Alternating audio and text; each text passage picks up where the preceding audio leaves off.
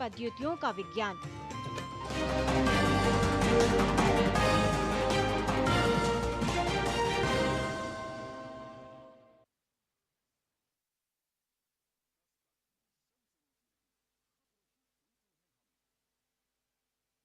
का प्रचार थमा। आखिरी दिन दिग्गजों ने झोंकी ताकत। देश में 21 राज्यों और केंद्र शासित प्रदेशों की 102 सीटों पर 19 अप्रैल को होगा मतदान। पहले चरण में कई दिग्गजों की किस्मत है दांव पर। पीएम मोदी ने पहले चरण में मतदान वाले सभी बीजेपी और एनडीए उम्मीदवारों को लिखी व्यक्तिगत चिट्ठी। प्रधानमंत्री ने असम के नलबाड़ी और त्रिपुरा के अगरतला में चुनावी सभा को किया संबोधित। कांग्रेस पर साधा निशाना, कहा कांग्रेस के पंजे ने पूर्वोत्तर भारत को फंसा के रखा था, लेकिन अब उनका स्कोप हो चुका है खत्म। आज पूरे देश में चल रही है मोदी की गारंटी और पूर्वोत्तर खुद ही है इसका गवाह।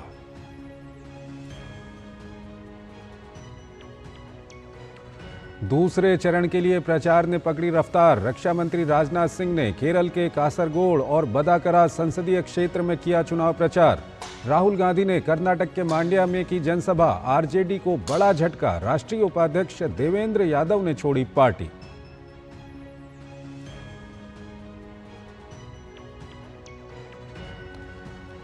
तृणमूल कांग्रेस ने जारी किया चुनावी घोषणा पत्र। सीएए को रद्द करने का किया वादा, कहा नहीं लागू होने देंगे एनआरसी और समान नागरिक संहिता।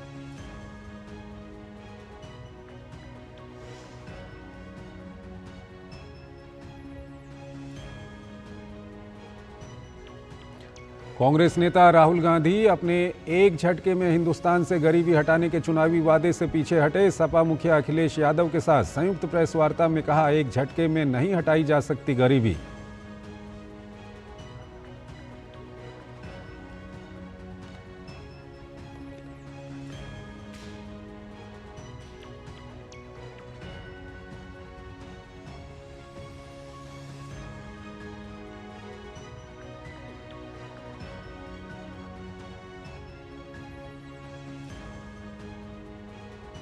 रामनवमी के मौके पर मुर्शिदाबाद के रेजी नगर में भारी बवाल। शोभा यात्रा पर हुआ पथराव, भक्तों पर फेंके गए बम, कई लोग घायल। बीजेपी ने किया ममता सरकार पर हमला, कहा एक बार फिर राम भक्तों की सुरक्षा करने में रही नाकाम।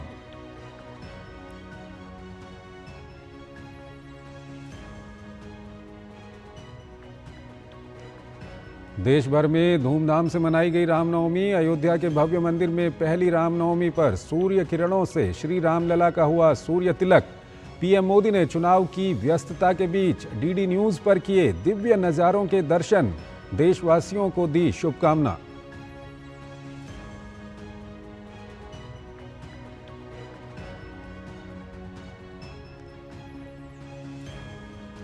आर्थिक मोर्चे पर अच्छी खबरों का सिलसिला जारी। संयुक्त राष्ट्र की रिपोर्ट ने कहा, भारत की अर्थव्यवस्था बनी रहेगी दुनिया की सबसे तेज इकोनॉमी। अंतर्राष्ट्रीय मुद्रा कोष ने वर्ष 2024 में भारत की आर्थिक वृद्धि दर के अनुमान को 6.5% से बढ़ाकर 6.8% किया।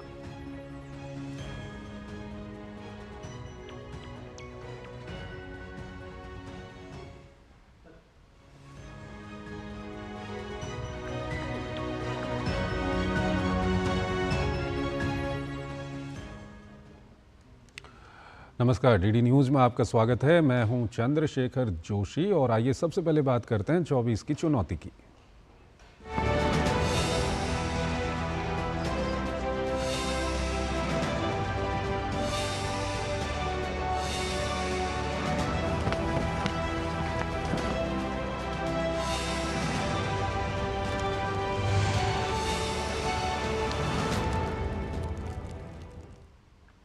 देश में 18वीं लोकसभा के लिए 7 चरणों में चुनाव होने हैं। पहले चरण का चुनाव प्रचार थम गया है। पहले चरण में 19 अप्रैल को 21 राज्यों की 102 सीटों पर मतदान से चुनावी रण की होगी शुरुआत।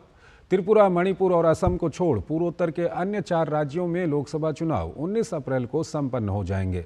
पहले चरण के लिए प्रचार में सभी दलों के दिग्गजों ने प्रचार में पूरी ताकत झोंकी और अब मतदाताओं को 19 अप्रैल का इंतजार है, जब पहले चरण में 17 राज्यों और 4 केंद्र शासित प्रदेशों की 102 सीटों पर वोट डाले जाएंगे। पहले चरण में कई केंद्रीय मंत्री और पूर्व मुख्यमंत्रियों के अलावा विभिन्न दलों के कई दिग्गज भी चुनावी मैदान में किस्मत आजमा रहे हैं।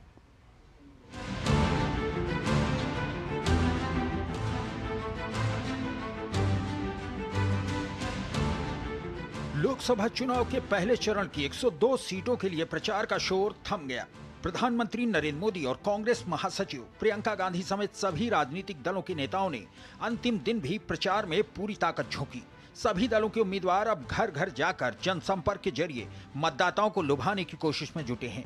पहले चरण में जिन राज्यों और केंद्र शासित प्रदेशों की 102 सीटों पर 19 अप्रैल को वोट डाले जाने हैं, उनमें तमिलनाडु 39, राजस्थान की 12, उत्तर प्रदेश की 8, मध्य प्रदेश की 6, उत्तराखंड, असम, महाराष्ट्र की 5-5, बिहार की 4, पश्चिम बंगाल की 3, अरुणाचल प्रदेश, मणिपुर, मेघालय की 2-2 और छत्तीसगढ़, मिजोरम, नागालैंड, सिक्किम, त्रिपुरा, अंडमान निकोबार, जम्मू कश्मीर, लक्षद्वीप और पुदुचेरी की एक सीट शामिल है। पहले चरण की 102 सीट के लिए कुल 1625 उम्मीदवार मैदान में हैं, जिनमें 1491 पुरुष और 134 महिला उम्मीदवार शामिल हैं। पहले चरण के चुनाव में उम्मीदवारों की सबसे बड़ी संख्या तमिलनाडु में है, जहां 39 संसदीय क्षेत्रों में 76 महिला उम्मीदवारों सहित 950 उम्मीदवार हैं। सबसे कम संख्या नागालैंड में है, जहां 3 उम्मीदवार चुनाव मैदान में हैं। पहले चरण में कई केंद्रीय मंत्री और पूर्व मुख्यमंत्री भी चुनावी मैदान में किस्मत आजमा रहे हैं।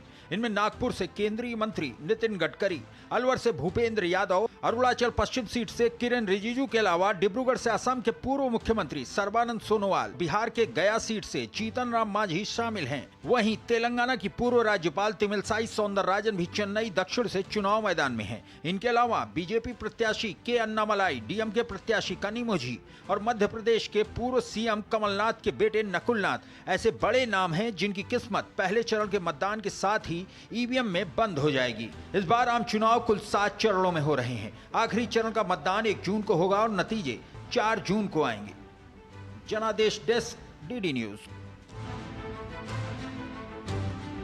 पीएम मोदी ने रामनवमी के मौके पर पहले चरण में मतदान वाले सभी बीजेपी और एनडीए उम्मीदवारों को व्यक्तिगत चिट्ठी लिखी है। पीएम मोदी का ये इस तरह का विशेष प्रयास है। पीएम के संदेश के साथ संसदीय क्षेत्र के लोगों तक पहुंचने के बीजेपी की कोशिश के तहत ये चिट्ठी लिखी गई है। चिट्ठी में पीएम ने लिखा है कि उन्हें उम्मीद है कि बीजेपी एनडीए उम्मीदवारों को जनता का समर्थन मिलेगा और नई सरकार में सब एक साथ मिलकर देशवासियों की आशा और आकांक्षा को पूरा करने का हर संभव प्रयास करेंगे। पीएम ने कहा कि ये साधारण चुनाव नहीं है, हमारे वर्तमान और उज्जवल भविष्य के लिए सुनहरा अवसर है। पीएम ने उम्मीदवारों को लिखा है कि आप लोग मतदाताओं को उनकी ओर से गारंटी देना कि मोदी का पल पल देशवासियों के नाम है।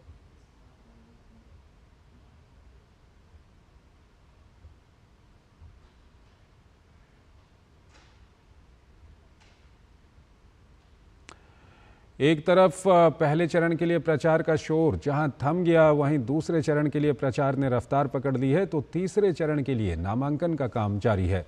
प्रधानमंत्री नरेंद्र मोदी समेत बीजेपी के दिग्गज नेता देश के अलग अलग हिस्सों में प्रचार अभियान को धार देने में लगे हैं। असम के नलबाड़ी में विशाल रैली को संबोधित करते हुए प्रधानमंत्री ने कहा कि पूर्वोत्तर उनके लिए राजनीति नहीं बल्कि प्रेम और प्राथमिकता का विषय है।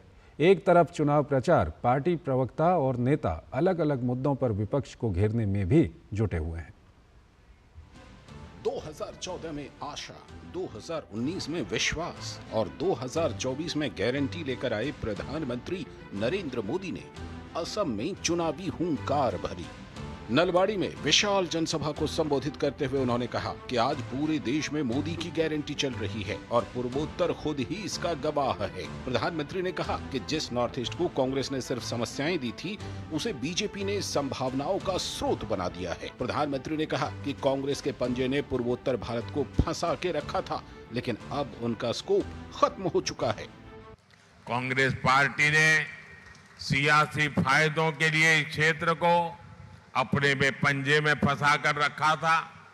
कांग्रेस के पंजे ने पूर्वोत्तर को इसलिए जकड़ रखा था ताकि उनके लिए भ्रष्टाचार और लूट के दरवाजे खुले रहे।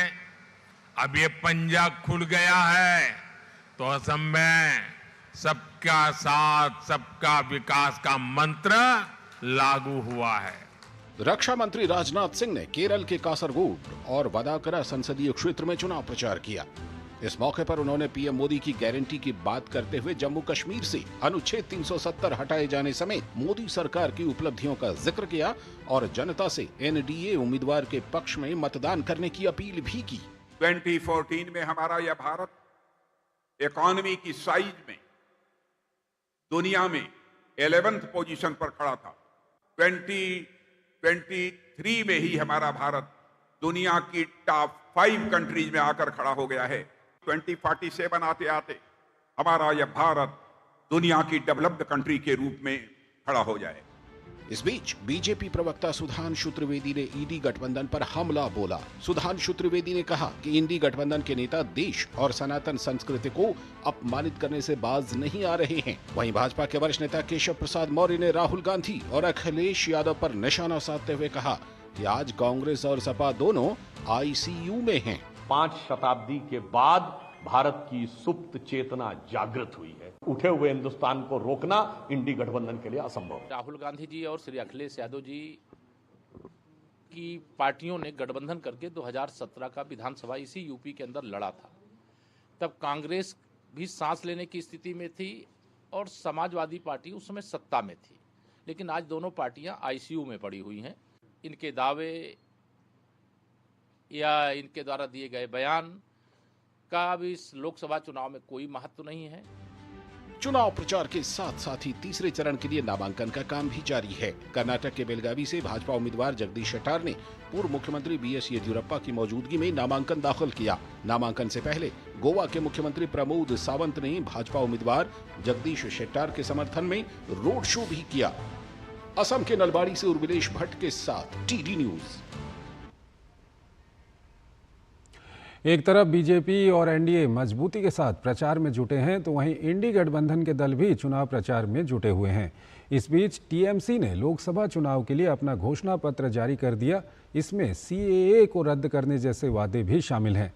वहीं कांग्रेस नेता राहुल गांधी और सपा प्रमुख अखिलेश यादव ने यूपी के गाजियाबाद में प्रेस कॉन्फ्रेंस की, जिसमें राहुल गांधी गरीबी हटाने के वादे से पीछे हटते नजर आए, तो वहीं सपा प्रमुख ने बीजेपी पर हमला बोला।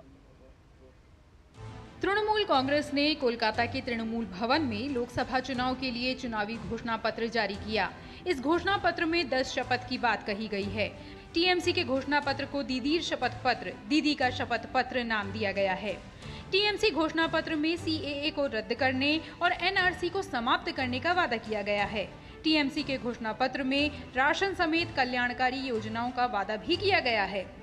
बीपीएल परिवारों को साल में 10 मुफ्त रसोई सिलेंडर देने का भी इसमें वादा किया गया है। Today's manifesto is what we are committed to do when TMC as part of India will form the union government. Congress नेता राहुल गांधी ने कर्नाटक के मांड्या में जनसभा को संबोधित किया। राहुल गांधी ने कहा कि उनकी सरकार बनते ही सभी चुनावी वादे पूरे किए जाएंगे।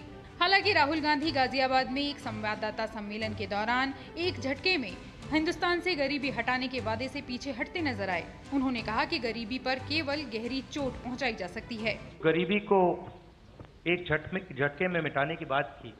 देखिए, ये कोई नहीं कह रहा है कि गरीबी को एक झटके में मिटाया जाएगा। हम ये कह रहे हैं कि गरीबी को गहरी चोट पहुंचाई जा सकती है और तरीके मैंने आपको बताए हैं। वहीं समाजवादी पार्टी के मुखिया अखिलेश यादव ने भाजपा पर आरोप लगाते हुए कहा कि भाजपा की हर बात झूठी निकली, उनके वादे भी झूठे निकले। जो पश्चिम से हवा चल रही है वो पूरे के पूरे उत्तर प्रदेश और देश के माहौल को बदलने जा रही है। इस बार भारतीय जनता पार्टी को गाजियाबाद से लेकर के गाजीपुर तक इंडिया गठबंधन सफाया करने का काम करेगा। लोकसभा चुनाव में सभी दलों की जीत के अपने अपने दावे हैं। हालांकि जनता किसके वादे पर यकीन करती है, ये तो 4 जून को मतगणना के बाद ही पता चलेगा। Bureau report, DD news. Bihar Bhajpa अध्यक्ष सम्राट चौधरी ने कांग्रेस पर निशाना साधा।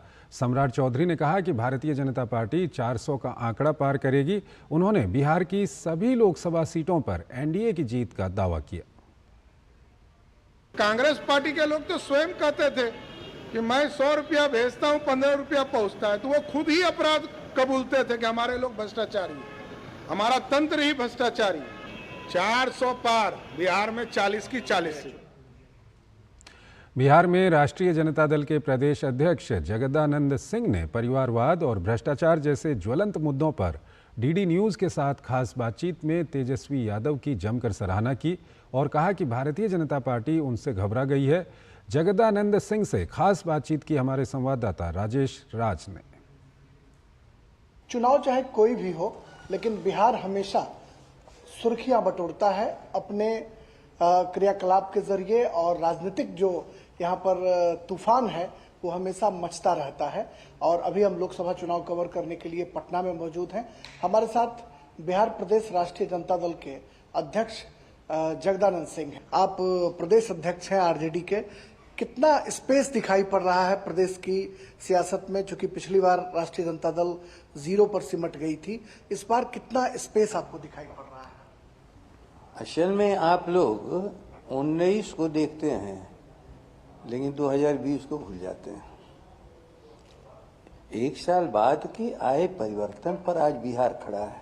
1 करोड़ नौकरी देने का जो वादा परिवर्तन पत्र में आरजेडी के द्वारा किया गया है, बीजेपी के लोग उसका मखौल उड़ा रहे हैं। वो कह रहे हैं कि 15 साल आरजेडी जो सत्ता में रही उस दौरान उन्होंने क्या नौकरियां दी, या फिर 17 महीने में जिस पर दावा कर रहे हैं तेजस्वी कि हमने नौकरी दिया है, 15 साल में वो क्यों नहीं दे पाए नौकरी? 1 लाख से ऊपर उस समय भी हम लोग नौकरी दी। भ्रष्टाचार और परिवारवाद, बीजेपी ये बात कर आरजेडी पर हमेशा आक्रामक रहती है।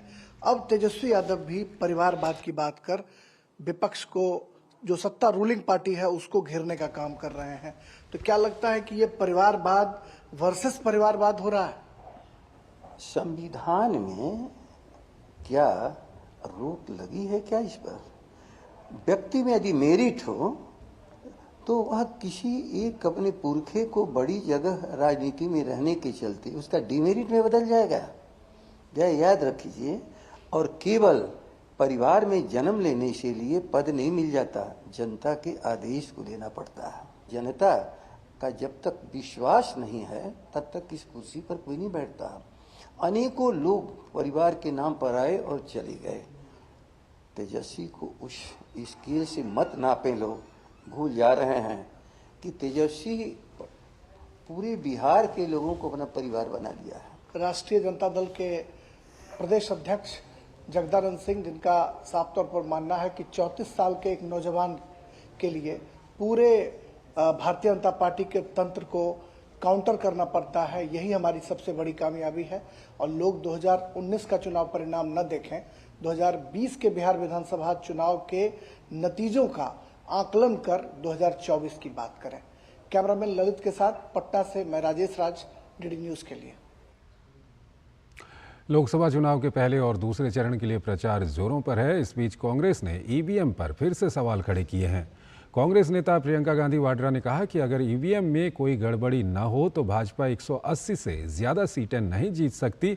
तो वहीं भाजपा ने पलटवार करते हुए कहा कि चुनाव में हारने का डर सता रहा है तो ईवीएम पर संदेह पैदा कर रही हैं।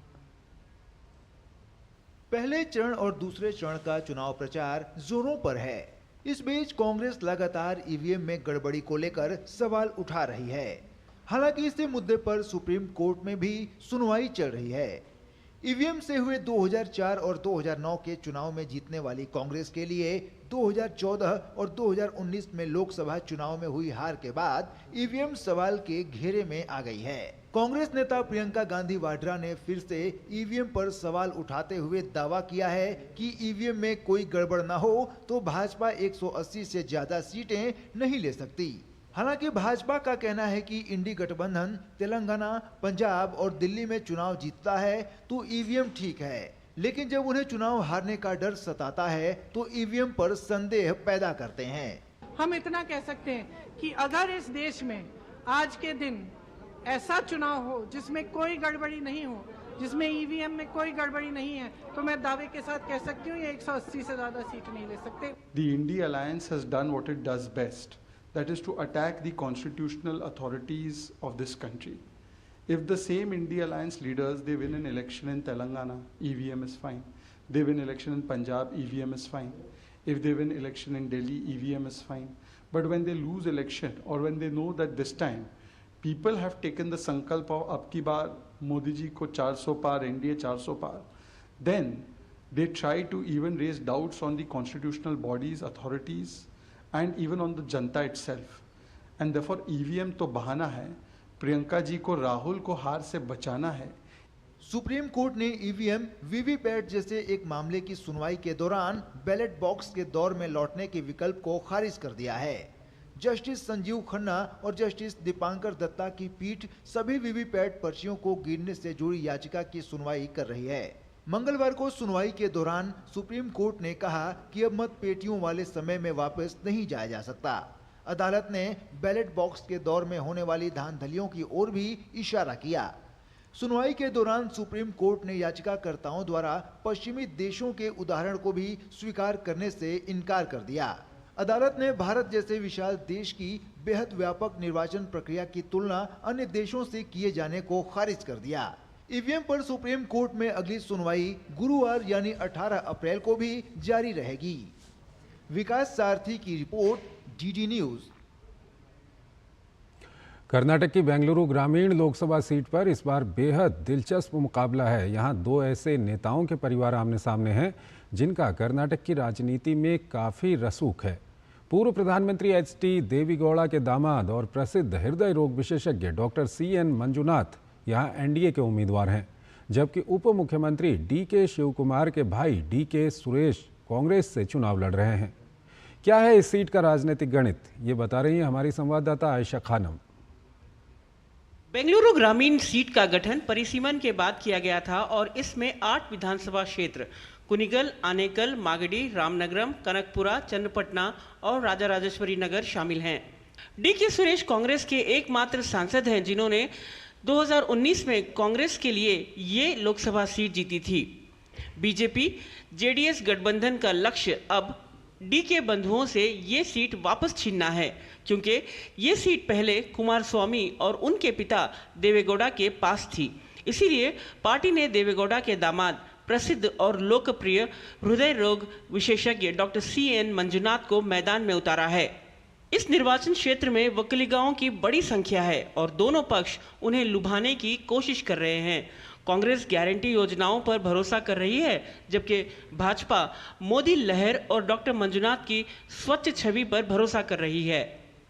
बेंगलुरु ग्रामीण लोकसभा निर्वाचन क्षेत्र में शहर और ग्रामीण मतदाताओं का मिश्रण है, जिनकी कुल संख्या 27 लाख से ज्यादा है। बीजेपी कई वर्षों से बेंगलुरु में सभी 3 लोकसभा सीटें जीत रही है, दक्षिण, उत्तर और मध्य। लेकिन 2008 में इस सीट के गठन के बाद बेंगलुरु ग्रामीण में कभी जीत हासिल नहीं की। मैसूर जाने वाले मुसाफिर हमेशा चन्नपटना से जब गुजरते हैं तो यहाँ रुककर यहाँ के रंग बिरंगे इन खिलौनों को ज़रूर देखते हैं और इनका जायज़ा ज़रूर लेते हैं। और चन्नपटना जो विश्व भर में इस तरह की लकड़ी के खिलौनों के लिए मशहूर है और चन्नपटना विश्व भर में ऐसे खिलौने बनाता है जो अब विश्व में बड़े बड़े खिलौने बनाने वाले देशों को टक्कर दे रहा है। ये लकड़ी के खिलौने जो हैं 18वीं सदी से चन्नपटना में बन रहे हैं। भले ही चन्नपटना के खिलौने जो हैं विश्व भर में एक्सपोर्ट होते हैं और विश्व में जाने जाते हैं, लेकिन इस बार चुनावी प्रचार यहाँ पर जो है, जो ज़मीनी हकीकत है बहुत ही अलग है। Doctor C.N. मंजुनाथ मैदान में उतरना यहाँ पर D.K. भाइयों की जो ये कहा जाता है कि D.K. रिपब्लिक यहाँ पर माना जाता है, उनके लिए एक बहुत बड़ी चुनौती मानी जा रही है, क्योंकि अमित शाह ने भी लगातार इस क्षेत्र में, क्योंकि ये क्षेत्र जो है ओल्ड मैसूर का हिस्सा है, ओल्ड मैसूर क्षेत्र बीजेपी के लिए हमेशा से चुनौती रही है और बीजेपी लगातार कोशिश कर रही है कि इस क्षेत्र में अपना जो ग्रास रूट है उसे मजबूत बना है। यही वजह है कि बीजेपी ने जेडीएस के साथ यहाँ पर एक अलायंस गठबंधन बनाया है और बीजेपी को उम्मीद है इस बार वो किसी तरह से ओल्ड मैसूर रीजन में अपनी पहचान बनाने में कामयाब होगी। तो जाहिर है चन्नपटना में जब यहाँ का चुनाव प्रचार आप देखेंगे तो आपको लगेगा कि यहाँ पर चन्नपटना में जो चुनावी दांवपेच है कोई बच्चों का खेल नहीं है। भले ही यहाँ पर खिलौने बच्चों के लिए बनते हैं, लेकिन चुनावी दांवपेच, जो चुनावी चुनौती है वो काफ़ी कड़ी है और इस बार देखना दिलचस्प होगा कि मतदाता किसको चुनता है। जब मतदान होगा, जब वोट डाले जाएंगे 26 अप्रैल को और फिर नतीजे आएंगे तो यहाँ के लोग क्या कहते हैं और चन्नपटना के ये खिलौने किस तरह का एक बार फिर इतिहास का गवाह बनते हैं। कैमरामैन मुनी कृष्णा के साथ आयशा खानम, डीडी न्यूज़, चन्नपटना। मध्य प्रदेश की जिन 6 सीटों पर 19 अप्रैल को चुनाव होना है उनमें छिंदवाड़ा भी है। छिंदवाड़ा कांग्रेस का गढ़ रहा है, लेकिन इस बार यहां मुकाबला टक्कर का दिखाई दे रहा है। ये हम नहीं कह रहे हैं, बल्कि डीडी न्यूज़ संवाददाता आदित्य श्रीवास्तव से बातचीत में छिंदवाड़ा की जनता कह रही है। ये रिपोर्ट देखिए। गुमटियों की अगर बात की जाए, चाय के ठेलों की बात की जाए, चौपाटियों की बात की जाए तो वहाँ दरअसल सही होती है। कुछ लोग हैं चाय पीते हुए मिल गए, हम जब पहुंचे तो हमें भी चाय पिला दी गई है। छिंदवाड़ा में इस वक्त हम मौजूद है। छिंदवाड़ा वो जगह है जहां मध्य प्रदेश में 29 सीटों की अगर बात की जाए तो एकमात्र सीट है जो कांग्रेस के पास है, बाकी सभी सीटें भारतीय जनता पार्टी के पास हैं। मुख्य मुकाबला बीजेपी और कांग्रेस के बीच ही है। ये बताइए, चुनाव चल रहा है, बीजेपी कांग्रेस सब आ रहे होंगे आपके पास, क्या मुद्दे हैं इस बार? इस बार क्या है, कमलनाथ जी भी है और मोदी जी को देखते हुए भी इस बार दोनों पक्ष में बराबरी चल रही है। अच्छा। अब आगे तो माहौल ही बताएगा। टक्कर है, मतलब टक्कर है, एक तरफा नहीं है। एक तरफा नहीं है। क्या माहौल लग रहा है इस बार छिंदवाड़ा में? माहौल तो चुनाव का ठीक ठाक चल रहा है, लेकिन कौन किसके पक्ष में डालेगा ये इसकी गारंटी नहीं है। अच्छा। हाँ, ये है। तो लंबे समय तक तो यहाँ कांग्रेस का राज रहा, देखा जाए, लेकिन अब देखा रहा है बीजेपी भी बड़ा जोर लगा रही है। बहुत जोर पे है। अच्छा। और कांग्रेस भी जोर पे है। अच्छा। दोनों एक दूसरे से कमजोर नहीं छिंदवाड़ा में। युवाओं की बड़ी महत्वपूर्ण भूमिका है छिंदवाड़ा में। क्या मुद्दे हैं इस बार? इस बार बहुत सारे मुद्दे हैं। इस साल टक्कर का माहौल है। अच्छा। पर एक बात यह है, अपने बंटी साहू जी ने बहुत सारी घोषणाएं करे हैं। अच्छा। जैसे पेपर का, जैसे पेपर हम जैसे पेपर एमपी पुलिस का पेपर है या कोई भी कंपटीशन एग्जाम का पेपर है, भोपाल जाते हैं पेपर देने। इस बार उन्होंने बोला है कि यहीं छिंदवाड़ा सेंटर बनाएंगे और फिर रोजगार के लिए बोला है कि वैकेंसी लाएंगी। तो युवा उनकी बातों मान रहा है, लग रहा है युवा कुछ लग रहा है कि रहा है इस बार टक्कर का है। कमलनाथ ने बहुत कुछ करा छिंदवाड़ा को, हमने बहुत कुछ दिया, उनको वोट दिए, पर नकुलनाथ ने 5 साल में रह के कुछ भी नहीं किया। चाय जो बना रहे हैं उनसे बात करते हैं। ये बताओ भैया, आप तो बहुत सारे लोग आते होंगे यहाँ, दिन भर बैठते होंगे, खूब चुनाव की चर्चाएं होती होंगी, क्या कह रहा है माहौल? बस सर दोनों पक्षों का टक्कर का मुकाबला है। अच्छा जी, टक्कर है, टक्कर एक तरफा नहीं, एक तरफा नहीं है। अच्छा, कांटे की टक्कर है। टक्कर क्यों दिख रही है? मतलब हमेशा से टक्कर तो की लहर। अच्छा, राम मंदिर जो बना है ना अपना, वो मोदी की लहर की टक्कर, कांटे का टक्कर का चुनाव है। राम मंदिर का असर है जी, बिल्कुल। लोग ये कह रहे हैं कि नरेंद्र मोदी की लहर है। अब कौन जीतेगा ये तो 4 जून को ही पता चलेगा। कैमरामैन विजय शर्मा के साथ आदित्य श्रीवास्तव, डीडी न्यूज़, छिंदवाड़ा। लोकसभा चुनाव को लेकर प्रचार तेज हो गया है। ऐसे में प्रचार सामग्री उपलब्ध कराने वाले बाजार भी तैयार दिखाई दे रहे हैं। जी हां, बाजारों में चुनावी प्रचार प्रसार सामग्री की डिमांड बढ़ गई है। इस बार बाजारों में इको फ्रेंडली झंडे भी देखे जा सकते हैं। और क्या खास है इस बार, इसका दिल्ली के सदर बाजार में जायजा लिया हमारे संवाददाता गिरीश निशाना ने।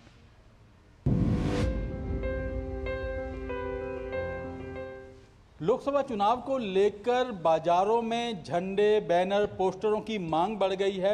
इस समय हम मौजूद हैं दिल्ली के सदर बाजार, जहां पर थोक का काम होता है। यहाँ झंडे, पोस्टर, बैनर, तमाम चीज़ें यहाँ मिलती हैं। जितने भी राजनीतिक दल हैं वो यहाँ पर पहुँचते हैं। हमारे साथ गुलशन खुराना जी मौजूद हैं, जो थोक व्यापारी हैं सदर बाजार में। सर, इस बार किस तरह की मांग बढ़ी हुई है? इस दफ़ा मांग तो अधिक ही हो गई है। पिछली बारी दफ़ा की पार्टियाँ कई बन गई हैं, तो हर पार्टी को मटेरियल चाहिए। जैसे जैसे जिनसे इलेक्शन की डेटें आती जाती हैं वैसे वैसे मांग बढ़ती जा रही है। झंडे, पटके, टोपी, बिल्ले बच्चों के लिए। सर, प्रचार की कौन कौन सी सामग्रियां आपके यहाँ पर उपलब्ध रहती हैं और किन चीज़ों की ज़्यादा डिमांड रहती है? मेरे यहाँ प्रचार की सामग्री बच्चों की बिल्ले से लेके, टोपी से लेके, बांधने वाली पेपर की लड़ियाँ, झंडे वगैरह सब रहते हैं प्रचार के अवेलेबल। बाकी ऑर्डर पे भी हम लोग तैयार कर देते हैं 2 दिन में माल। ईमानदारी से बताइएगा कि किस पार्टी की ज़्यादा झंडे, पोस्टर, बैनर की मांग है इस बार? ये तो सर खुद ही सोचने वाली बात है कि पूरे हिंदुस्तान के अंदर अब बीजेपी है तो बीजेपी की ही डिमांड बढ़ेगी। जब कांग्रेस की तो कांग्रेस की डिमांड बढ़ती थी, तो 60% डिमांड बीजेपी की है। बाकी अलग अलग स्टेट से 60% उन पार्टियों की आती है। सर, कहा जा रहा है कि इस बार कुछ इको फ्रेंडली झंडे, पोस्टर, बैनर भी बनाए गए। इको फ्रेंडली इस दफ़ा बहुत बढ़िया आइटम निकली है। इसकी खासियत ये है कि ये पर्यावरण को नुकसान नहीं देते। एक तो ये फ्लैग की कीमत बहुत कम निकाली गई है, 8 रुपये फ्लैग, वरना दूसरा फ्लैग लेते हैं 10 रुपये का, उसमें डंडा लगाते हैं 5 रुपये का, बांधने वाली लेबर 5 रुपये से लेकर 10 रुपये मांगती। इसमें एक फ्लैग के अंदर 10-10 झंडे बंधे हुए हैं, तो वो एक साइड से लिया दूसरी साइड में, और ये 1 महीने से 1.5 महीने के अंदर 40 के ऊपर के टेम्परेचर में अपने आप पल्प हो गए चूरा हो जाते हैं। आपको कैसा लग रहा है अब, क्योंकि प्रचार प्रसार की सामग्रियां ज़्यादा पसंद की जा रही हैं? जैसे जैसे चुनाव आ रहा है वैसे वैसे काम बन रहा है। एक तो रोज़गार हम लोगों को मिला, हमारे साथ लाखों बंदों को और रोज़गार मिल जाता है इसके अंदर, क्योंकि अब मैं हूँ, मेरे साथ कम से कम 50 फैक्ट्री जुड़ी हुई हैं। 50 फैक्ट्री के अंदर, हर फैक्ट्री के अंदर 50-40 आदमी, 5000 जुड़ गए, एजेंट जुड़ गए, तो लाखों आदमी इस तरह पूरे हिंदुस्तान में जुड़े गए हों। तो कहीं ना कहीं चुनाव प्रचार सामग्रियों को लेकर काफ़ी लोगों को रोजगार भी मिल रहा है, और सदर बाजार के थोक विक्रेता इसलिए उत्साहित हैं क्योंकि इनको एक अच्छा ऑर्डर भी मिल रहा है। भले ही राजनीतिक दल मैदान में अलग अलग हों, लेकिन इन दुकानों पर तमाम राजनीतिक दलों के झंडे, पोस्टर, बैनर एक साथ देखे जा सकते हैं। कैमरामैन शारदा रंजन के साथ गिरीश निशाना, DD न्यूज, दिल्ली।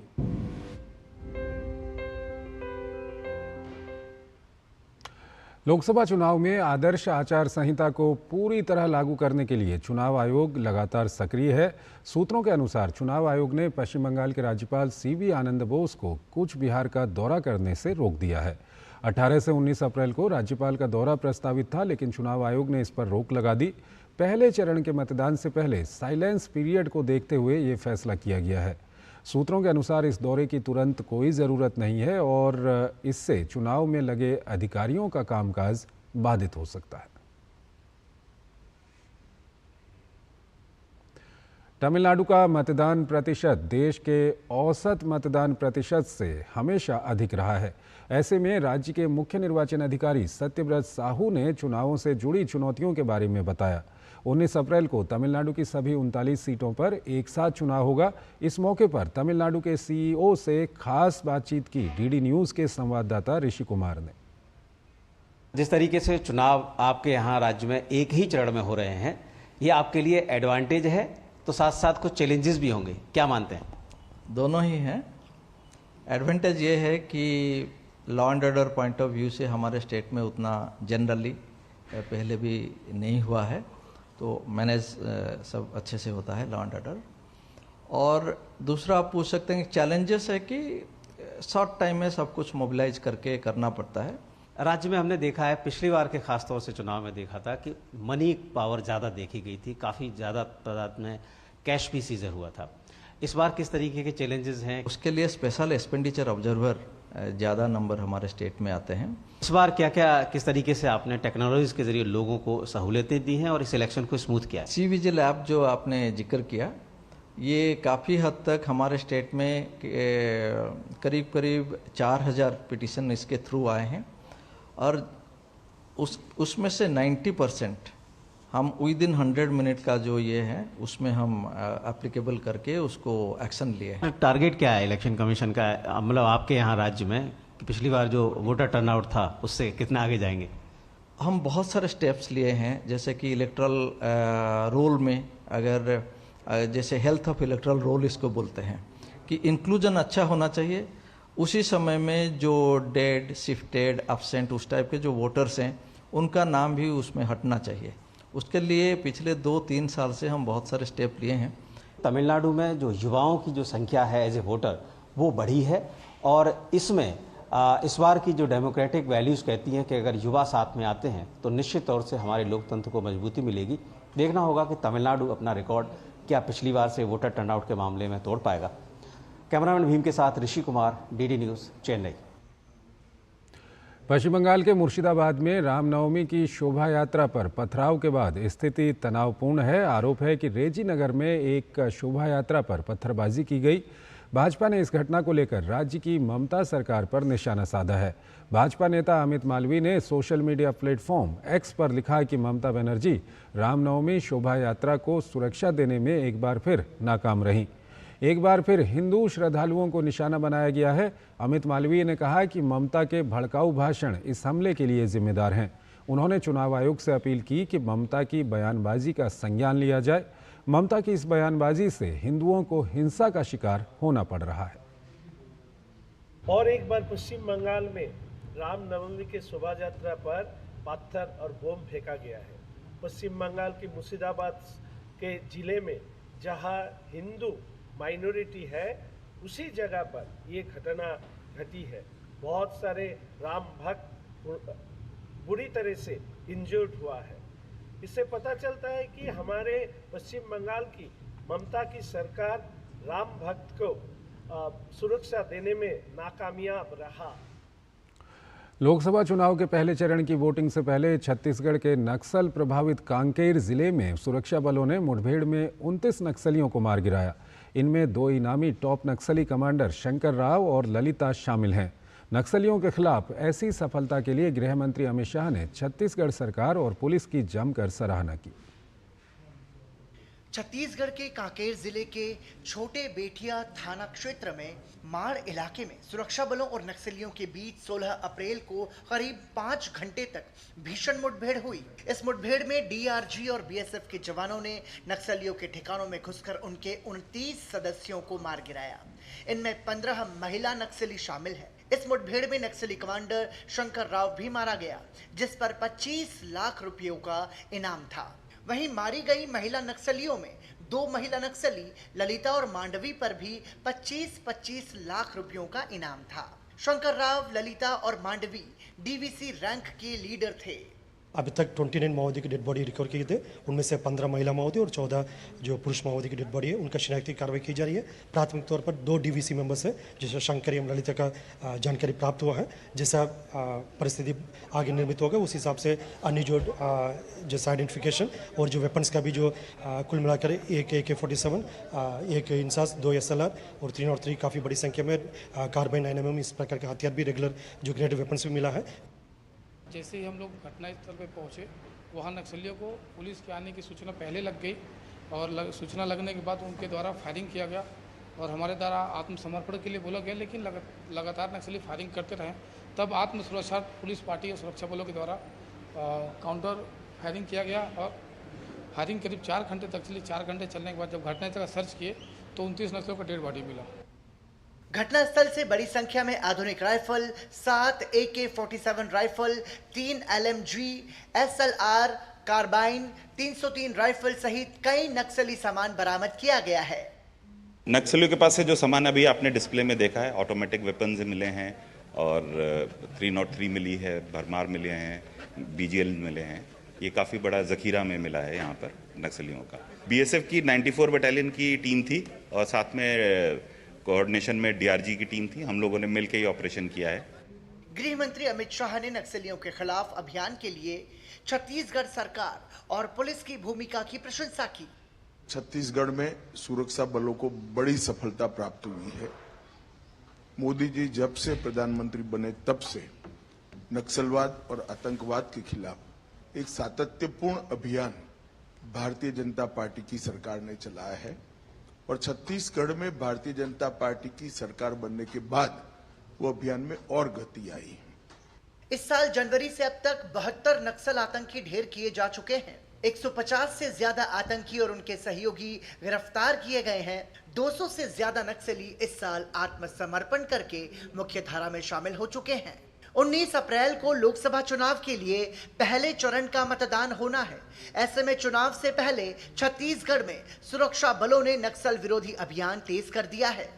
नक्सलियों के पास से भारी गोला बारूद सामान भी बरामद हुए। इस वक्त हम दिखाना चाहेंगे नक्सली के पास से जो सामान बरामद हुआ है AK-47 है, टिफिन बम है, वायरलेस हैं, कारतूस हैं और देखिए दैनिक उपयोग के सामान भी इनके पास से मिले। बर्तन सामग्री है, इलेक्ट्रॉनिक सामान है, दवाइयाँ हैं, फिर लॉन्चर हैं, AK-47 है, ग्रेनाइट है। तमाम इनके पास से ये हथियार मिले हैं जो नक्सली और पुलिस के जो नक्सल ऑपरेशन में दैनिक उपयोग के सामान उनके पास से बरामद हुए हैं। छत्तीसगढ़ में पिछले कई दिनों से छत्तीसगढ़ के बस्तर में नक्सली और पुलिस के बीच में यह मुठभेड़ जारी थी। छत्तीसगढ़ की पुलिस को एक बड़ी सफलता मिली है। Somesh Patel, DD news, Bastar. दुनिया भर में भारत सबसे तेज रफ्तार से बढ़ रही अर्थव्यवस्था बना हुआ है। वर्ल्ड बैंक और एशियाई विकास बैंक के बाद अंतर्राष्ट्रीय मुद्रा कोष यानी IMF ने वर्ष 2024 में भारत की आर्थिक वृद्धि दर के अनुमान को संशोधित कर बढ़ा दिया है।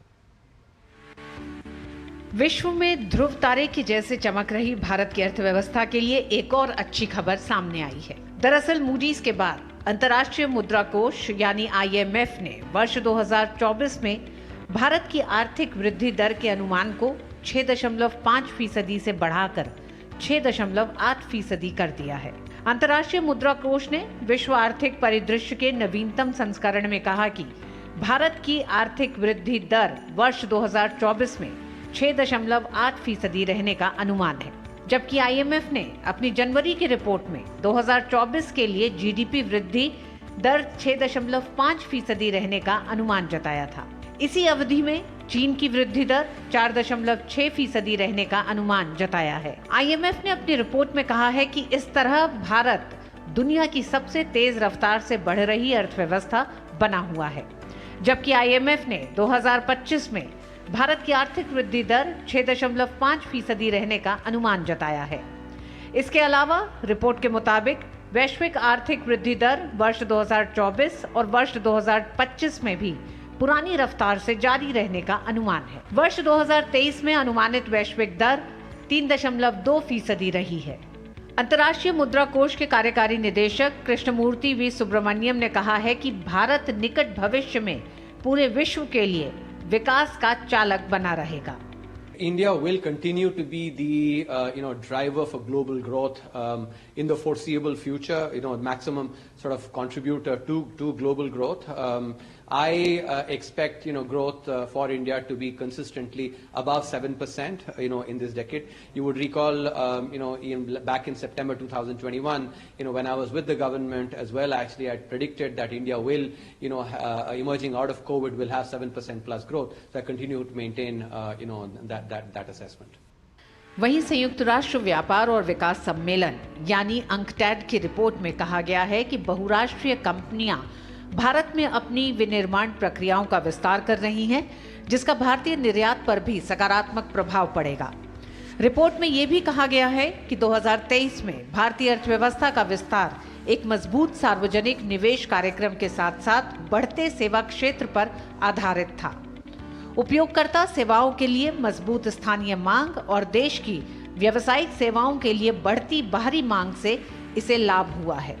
हाल ही में IMF और अंकटैड से पहले वर्ल्ड बैंक और एशियाई विकास बैंक के साथ ही Moody's, Morgan Stanley, S&P global और फिच जैसी रेटिंग एजेंसियां अपने अनुमानों में संशोधन कर आर्थिक वृद्धि दर के अनुमान को बढ़ा चुकी हैं। वहीं RBI ने वित्त वर्ष 2024-25 में 7% की आर्थिक वृद्धि दर रहने का अनुमान जताया है। Bureau report, DD news. Arvind Kejriwal के निजी सचिव विभव कुमार को मिले सरकारी बंगले को खाली करने को कहा गया है। दरअसल विभव कुमार की नियुक्ति को गैर कानूनी करार दिया गया था और उनके पद से उन्हें हटा दिया गया था। इसके बाद से उनके घर के अलॉटमेंट को भी कैंसिल कर दिया गया है और सरकारी नियमों के मुताबिक जो भी परमिसिबल मैक्सिमम डेट है उसको ध्यान में रखते हुए उन्हें घर खाली करने को कहा गया है। अयोध्या में श्री रामलला के सूर्य तिलक के शुभ अवसर पर भगवान की आरती करने वाले मुख्य अर्चक श्री सत्येंद्र दास जी महाराज ने DD न्यूज़ से विशेष बातचीत की। उन्होंने भगवान श्री राम की तरफ से संपूर्ण मानवता के लिए अपनी शुभकामनाएं प्रेषित की हैं। भगवान श्री रामलला के सूर्य अभिषेक की दिव्य और भव्य तस्वीरों को दूरदर्शन ने पूरी दुनिया तक पहुंचाया और पहली बार इतनी उच्च तकनीक का इस्तेमाल करके हमने अयोध्या के साथ साथ पूरी दुनिया में इस तस्वीर को ले जाने के लिए अहम भूमिका निभाई। लेकिन जिस वक्त ये सूर्य अभिषेक हो रहा था, इतिहास रचा जा रहा था, उसी वक्त जो मुख्य अर्चक हैं श्री रामलला विराजमान के श्री सत्येंद्र दास जी, वो भी वहाँ पर उपस्थित। उन्होंने स्वयं इस आरती का संपादन किया। तो हर वर्ष ऐसा देखा जाता है महाराज जी कि आप रामनवमी के अवसर पर ठीक 12 बजे भगवान की आरती में सम्मिलित होते, लेकिन इस बार कुछ अलग अनुभव रहा आपका? बहुत अनुभव रहा, इतना आनंद आया, जिस समय वह आंसू निकल गए वो याद करके जब भगवान हमारे त्रिपाल में थे और इस प्रकार से हम उनकी आरती उनकी पूजा नहीं कर पाते थे, सब कुछ होते हुए भी।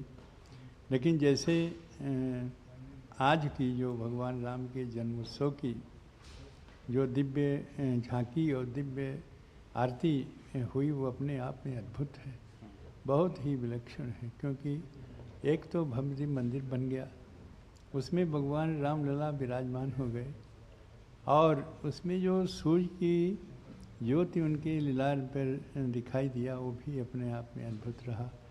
तो ये आज की जो आनंद है वो अपनी बहुत ही सुंदर, बहुत ही अवर्णीय आनंद आया। बहुत बहुत धन्यवाद महाराज जी, और कोटिशा प्रणाम आपके चरणों में। तो आपका भी आशीर्वाद हमारे दर्शकों को मिल ही गया, जिन्होंने इस दिव्य दृश्य का अनुभव किया। और ये अब हर वर्ष इस दृश्य को फिर से दोहराया जाएगा, ये अब निश्चित हो चुका है। और ये तस्वीरें अनंत काल तक भक्तों को आनंदित करती रहेंगी। कुछ ही पल के लिए सही, लेकिन शायद कुछ लोग, बहुत सारे लोग अपने आप को त्रेता युग में उस वक्त महसूस कर रहे होंगे। कैमरामैन योगेश तिवारी के साथ अजय मिश्र, DD न्यूज़, श्री अयोध्या। अयोध्या में श्री रामलला के सूर्य तिलक के दर्शन कर श्रद्धालु भाव विभोर नजर आए। भक्तों ने इसे अपने जीवन का सबसे यादगार पल बताया। तो भगवान सूर्य की आज किरणों ने चुंबन किया भगवान राघव के मस्तक का, कैसा लगा? ये तो लगा कि सतयुग का, कलयुग के पहले त्रेता जिस समय राम, तो साक्षात जो है से राम का भगवान सूर्य नारायण जो इस समय के देवता तो साक्षात वही हैं, वही तिलक दे रहे हैं। को अच्छा लगा, अद्भुत ऐसा लगा कि भाई ये एकदम डायरेक्ट सूर्य की रोशनी और 12 बजे के बाद पड़ा। ये तो विज्ञान का भी, कलाकारी का मन ये है। राम जी का दर्शन हुआ, बहुत आराम से दर्शन हुआ। दिव्य अनुभव था, बड़ी अच्छी व्यवस्था थी। इतनी सारी अच्छी व्यवस्थाएं जो भी हैं वो कहीं किसी श्रद्धालु को किसी प्रकार की कहीं कोई दिक्कत नहीं हुई। इतना आसानी से आदमी, इतनी मतलब मौसम भी इस तरह से है, लेकिन सरकार ने इतनी अच्छी व्यवस्था वहाँ ट्रस्ट ने किया हुआ है कि जहाँ जरा सा भी किसी को कहीं कोई दिक्कत नहीं हुई। किसी भी क्षेत्र, मतलब किसी भी तरीके का, सारी व्यवस्थाएं चाक चौबंद हैं, आसानी से दर्शन हुआ, दिव्य अनुभव हुआ। श्री रामनवमी पर पहले तो हम हनुमान जी के चरणों की वंदना करते हैं, इसलिए कि रामनवमी के दिन जन्म हुआ राम भगवान का और पूजा अर्चना श्रद्धा भाव से हनुमान जी की होती है। लौकिक एकदम दृश्य कुछ और था, मन मुग्ध हो गया। रामनवमी के अवसर पर देश भर में धूम है। भगवान राम के जन्मोत्सव पर सुबह से ही मंदिरों में पूजा की जा रही है। वहीं लाखों की संख्या में श्रद्धालु देश के अलग अलग जगहों से भगवान राम के लिए अयोध्या नगरी पहुंचे हैं।